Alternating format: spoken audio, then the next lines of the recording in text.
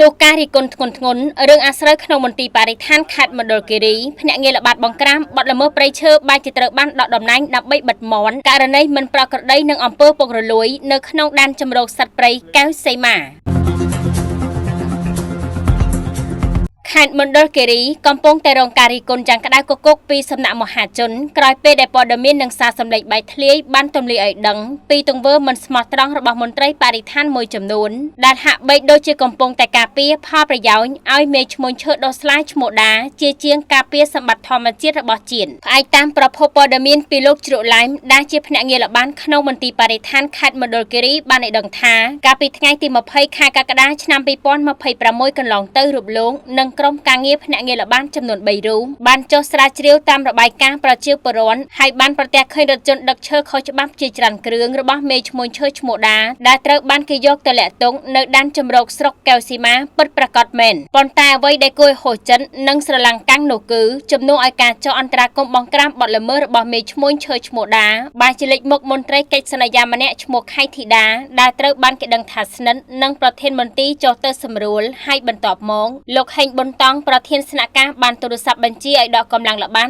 ចេញពីទីតាំងកើតហេតុភ្លាមនោះទៅវិញអាក្រក់ជាងនេះទៅទៀតលោកហវិបុលប្រធានមន្ទីរបរិស្ថានខេត្តមណ្ឌលគិរីបានជាចេញលិខិតដកលោកជ្រក់ឡែមចេញពីភ្នាក់ងារល្បាតសហគមន៍ទៅវិញក្រោមលេសបិទបាំងកំហុសនិងខ្លាចបែកធ្លាយរឿងអាស្រូវដែលបានកាត់ឡើងនោះទង្វើរបស់លោកប្រធានមន្ទីរបរិស្ថានខេត្តមណ្ឌលគិរីលោកហវិបុលព្រមទាំងបពពួកក្នុងការបាក់ដៃនិងការពារមេឈ្មោះដោះស្លាយឈ្មោះដាននោះគឺជាគំរូអាក្រក់បំផុតក្នុងជួររដ្ឋបាលសាធារណៈតើនេះឬជាលទ្ធផលរបស់អ្នកធ្វើការស្មោះត្រង់ដោយពាក្យចាស់ពោលថាអ្នកធ្វើការពិតប្រាកដគេដកចោលអ្នកពុករលួយខូចបពពួករបស់គេទុកឲ្យនៅដែលកំពុងคล้ายទៅជាការពិតនៅក្នុងមន្ទីរបរិស្ថានខេត្តមណ្ឌលគិរីនេះមែនទេទង្វើខុបខិតបណ្ដាច់បណ្ដោយនិងការដកមន្ត្រីស្មោះត្រង់ចេញពីការងារដើម្បីផលប្រយោជន៍ផ្ទាល់ខ្លួននិងក្រុមឈ្មួញបែបនេះគឺជាការដើរផ្ទុយស្រឡះទាំងស្រុងពីអនុសាសន៍ដឹកនាំដ៏ខ្ពង់ខ្ពស់របស់ប្រមុខរដ្ឋាភិបាលកម្ពុជាដែលតែងតែការរំលឹកនិងតម្រង់ទិសឲ្យមន្ត្រីគ្រប់លំដាប់ថ្នាក់ប្រកាន់ខ្ជាប់នៅអភិក្រមទាំង